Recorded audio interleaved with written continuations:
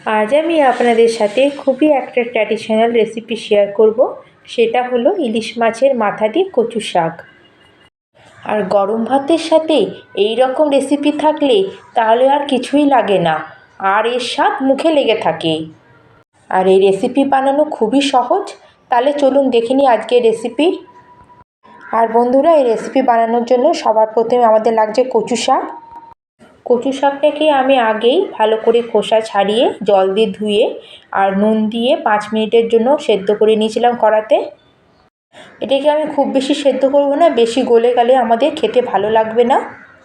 কচু শাকটা সেদ্ধ করার পরে আমি একটা ঝাঁঝরির মধ্যে ঢেলে দিয়ে ভালো করে জলটা ঝারিয়ে নিয়েছিলাম।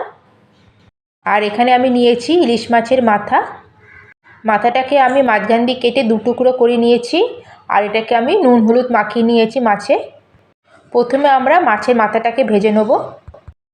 তার জন্য গ্যাসে একটা কড়াই বসিয়ে নিয়েছি আর এখানে দিয়ে দিলাম বড় চামচে 3 চামচ মতো সর্ষের তেল। এই কচু শাক রান্নাতে সর্ষের তেলের ব্যবহার করবেন, এতেই ভালো হবে খেতে। আর তেলটা ভালো মতো গরম হয়ে গেলে মাছের মাথাগুলোকে এবার তেলে দিয়ে আমি ভালো করে এগুলো ভেজে নেব। এই সময় গ্যাসের ফ্লেমটাকে একদম হাইতে রেখেই আমাদের মাছগুলো লাল হওয়া পর্যন্ত এপিট ওপিট করে ভেজে নিতে হবে। আর মাছগুলো আমার ভালো মতো ভাজা হয়ে গেছে। মাছগুলো একটা প্লেটের মধ্যে আমি উঠিয়ে নিলাম। আর আমি এখন যেই তেলে মাছ ভেজেছিলাম সেই তেলের মধ্যেই দিয়ে দিলাম একটা তেজপাতা ভেঙে। আর এখানে দিয়ে দিলাম আমি 1/2 চামচ মতো কালো জিরে। আর এর সাথে দিয়ে দিলাম এখানে একটা শুকনো লঙ্কাকে আধ ভাঙা করে। আর তার সাথে এর মধ্যে দিয়ে দিলাম 2খানা কাঁচা লঙ্কাকে চিড়ে। কয়েক সেকেন্ডের জন্য ফোড়নগুলোকে একটু নেড়ে আমরা এর মধ্যে যে সেদ্ধ করে রেখেছিলাম কচু শাকটা এর মধ্যে দিয়ে দেবো। এবার গ্যাসের ফ্লেমটা হাইতে করে কচু শাকটাকে আমরা খুব ভালো করে একটু কষিয়ে নেব। কচু শাক এমনি রান্না করা খুবই সহজ, কিন্তু একটু সময় লাগে। আমাদের একটু হাতে ধরে জলটা শুকনো হওয়া পর্যন্ত আমাদের এটাকে কষতে হবে। এবার আমি এর মধ্যে দিয়ে দিলাম 1 চামচ মতো হলুদ গুঁড়ো। আর এখানে আমি দিয়ে দিলাম 1 চামচ মতো নুন আপনারা স্বাদ অনুযায়ী দেবেন। আর কচু শাক সেদ্ধ করার সময় কচুর মধ্যে আমি নুন দিয়েছিলাম, সেজন্য নুনটা একটু দেখে নেবেন আপনারা। এই নুন আর হলুদটাকে আমি ভালো করে কচু শাকের সাথে মিশিয়ে নিচ্ছি। এবার আমি এর মধ্যে দিয়ে দিলাম আমি 1/2 চামচ মতো জিরে পাউডার। এবার গ্যাসের ফ্লেমটাকে আমরা মিডিয়ামে করে সব কিছুকে ভালো করে মিক্স করে কিছুক্ষণ আমরা কচু শাকটাকে কষিয়ে নেবো এভাবেই। এবার আমি এর মধ্যে যে ইলিশ মাছটা ভেজে রেখেছিলাম সেটাকে অ্যাড করে দিলাম। মাছের মাথাটাকে কচু শাকের মধ্যে দেওয়ার পরে আমি এইভাবে খুন্তি দিয়ে মাথাগুলোকে একটু ভেঙে নিচ্ছি। আপনারা চাইলে মাছের মাথাকে আস্তেও রাখতে পারেন, কিন্তু আমি মাছের মাথাগুলোকে একটু এভাবে ভেঙে নিচ্ছি, কারণ মাছের যে ফ্লেভারটা আছে পুরো কচু শাকের মধ্যে যেন ভালোভাবে আসে। এভাবে আমরা মাছের মাথাটাকে দেওয়ার পরে ভালো করে কচু শাকের সাথে মিক্স করে এটাকে আমরা কিছুক্ষণ নেড়ে নেব।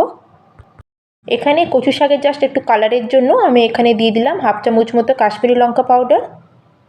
আর এই পাউডারটা দেওয়ার পরে এটাকে আমি ভালো করে মিশিয়ে নেব। এটা আপনারা দিতেও পারেন বা এটা স্কিপও করতে পারেন। আপনারা যদি বেশি ঝাল পছন্দ করেন তাহলে আরও 2-3খানা কাঁচা লঙ্কাকে চিড়ে এই সময় অ্যাড করে দেবেন।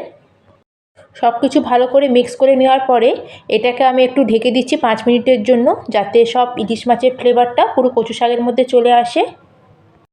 এইভাবেই আমাদের মিডিয়াম টু হাই ফ্লেমে কচু শাকটা অনবরত নাড়তে হবে যতক্ষণ না এর থেকে পুরো জলটা শুকিয়ে যাচ্ছে। এবার আমি এর মধ্যে অ্যাড করে দিলাম 1.5 চামচ মতো চিনি। চিনির পরিমাণটা আপনাদের টেস্ট অনুযায়ী আপনারা দেবেন। আর যদি আপনাদের পছন্দ না করেন চিনি, তাহলে এটা আপনারা স্কিপও করতে পারেন। কিন্তু কচু শাকে যদি একটু চিনি দেওয়া হয় খেতে খুবই ভালো হয়।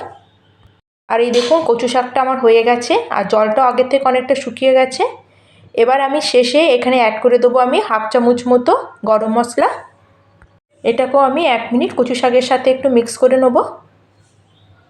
আর আমাদের ফাইনালি রেডি হয়ে গেল ইলিশ মাছের মাথা দিয়ে কচু শাক। আপনারা দেখতেই পাচ্ছেন এর পরিমাণে কতটা কমে গেছে। এবার এটাকে আমি সার্ভ করে নেব। তাহলে দেখলেন তো বন্ধুরা, কত সহজে আমরা ইলিশ মাছের মাথা দিয়ে কচু শাকের রেসিপি করলাম। যদি আপনাদের আজকের এই রেসিপি একটু ভালো লাগে প্লিজ লাইক করবেন, কমেন্ট করবেন। আর চ্যানেলে যদি নতুন বন্ধু হয়ে থাকেন প্লিজ চ্যানেলটিকে সাবস্ক্রাইব করে নেবেন। তাহলে আজকের মতো আমি এখানেই শেষ করলাম। আবার দেখা হচ্ছে অন্য একটি নতুন রেসিপি নিয়ে। জয় হিন্দ, জয় ভারত।